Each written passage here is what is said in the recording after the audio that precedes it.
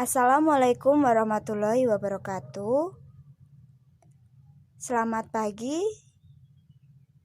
Di sini kami kelompok 3 ingin memaparkan hasil diskusi kami yang berjudul korelasi konsep suhu dan kalor dengan hewan berdarah dingin dan berdarah panas pada kawasan Gunung Merapi. Perkenalkan, kami dari kelompok 3 yang beranggotakan Putri Nadila dan saya Uma Laila Sertiana. Oke, di sini saya akan menjelaskan tentang abstrak dari artikel kami. Yang pertama adalah fisika merupakan ilmu alam yang mempelajari konsep-konsep dalam kehidupan dan berkaitan dengan ilmu lainnya. Salah satunya yaitu keterkaitan konsep suhu dan kalor dengan sistem adaptasi tubuh hewan terhadap perubahan suhu yang dikenal sebagai termoregulasi pada kawasan Gunung Merapi. Termogulasi merupakan proses yang terjadi pada hewan untuk mengatur suhu tubuhnya supaya tetap konstan. Setidaknya agar tubuhnya tidak mengalami perubahan yang terlalu besar atau homeostatis. Penelitian ini memiliki tujuan untuk mengetahui korelasi antara konsep suhu dan kalor dengan hewan yang berdarah dingin dan panas dalam menghadapi perubahan suhu pada kawasan Gunung Merapi. Metode penelitian berupa penelitian deskriptif, kualitatif. Data yang digunakan sebagai hasil penelitian yaitu data hasil studi literatur. Dari hasil penelitian yang dilakukan didapatkan keterkaitan ilmu fisika dalam mempelajari adaptasi hewan berdarah dingin dan panas dalam menghadapi perubahan suhu yaitu materi suhu dan kalor. Kata kuncinya yaitu termoregulasi, suhu, kalor, hewan, dan Gunung Merapi. Metode penelitian yang digunakan dalam penelitian ini yaitu metode deskriptif kualitatif. Pada penelitian kualitatif dimaksud yaitu untuk memahami fenomena tentang apa yang dialami oleh subjek penelitian, misalnya dari perilaku, dari persepsi, motivasi, tindakan, dan lain-lainnya. Secara holistik dengan cara deskripsi dalam bentuk kata-kata dan bahasa pada suatu konteks khusus yang alamiah dan memanfaatkan berbagai metode alamiah.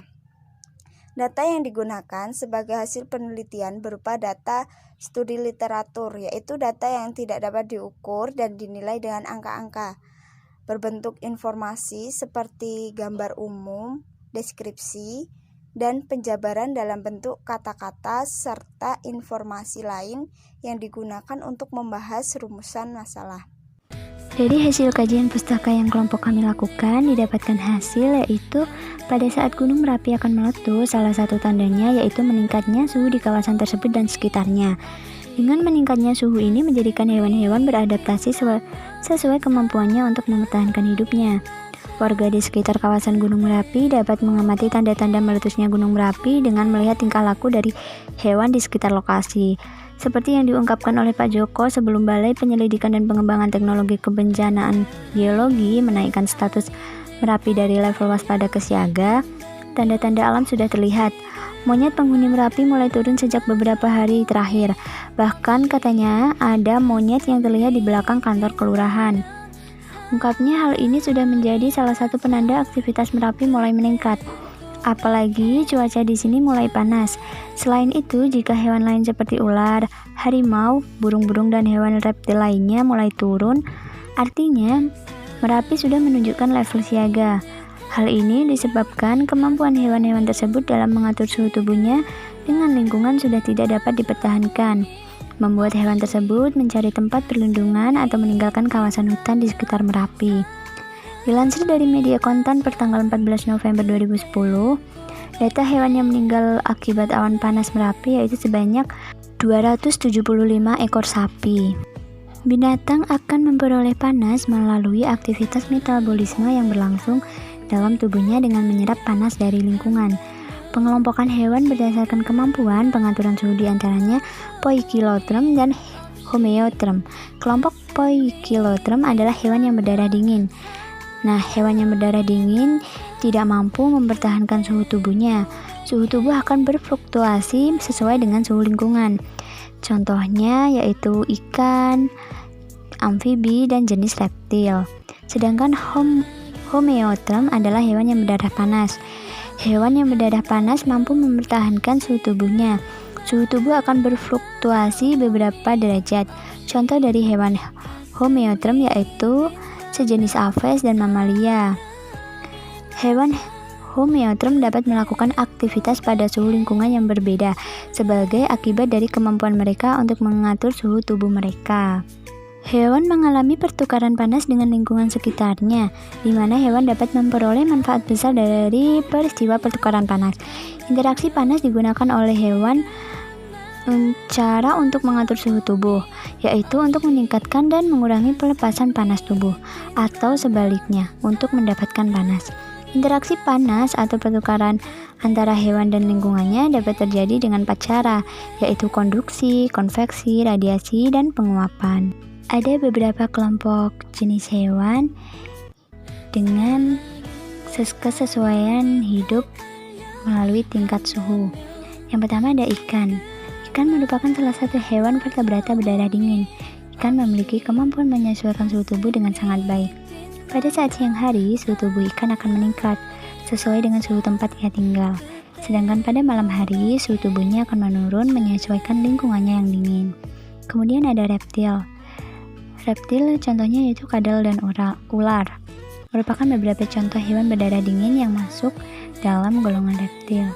Reptil merupakan jenis hewan berdarah dingin yang dapat bertahan hidup tanpa makan selama berhari-hari. Bahkan ular dapat bertahan hidup meskipun 3 bulan tidak makan. Beberapa jenis reptil akan melakukan hibernasi ketika musim dingin tiba. Selanjutnya ada mamalia. Hewan mamalia termasuk hewan berdarah panas. Contohnya yaitu sapi, kambing, primata, harimau, singa, dan masih banyak lainnya. Mamalia memiliki kelenjar keringat yang bermanfaat untuk pengaturan suhu tubuh. Kelenjar keringat tersebut dapat mengeluarkan keringat saat suhu di lingkungan terlalu panas. Hal tersebut dapat mempertahankan suhu mamalia pada kisaran 36 derajat Celcius dan mencegah tubuh mamalia dari overheat. Selanjutnya ada aves. Aves atau burung adalah jenis hewan berdarah panas. Seperti halnya mamalia, burung juga memiliki jantung dengan 4 bilik. Burung juga memiliki kemampuan mempertahankan suhu tubuhnya pada kisaran 40 derajat Celcius.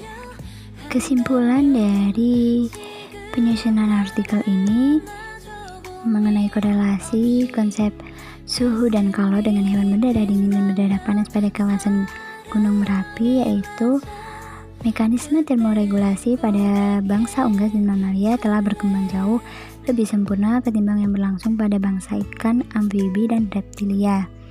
Selain melalui penyesuaian perilaku, upaya mengatur temperatur tubuh pada unggas dan mamalia itu lebih mengandalkan mekanisme penyesuaian fisiologi dan menggunakan energi metabolik untuk mempertahankan agar suhu tubuh tetap konstan.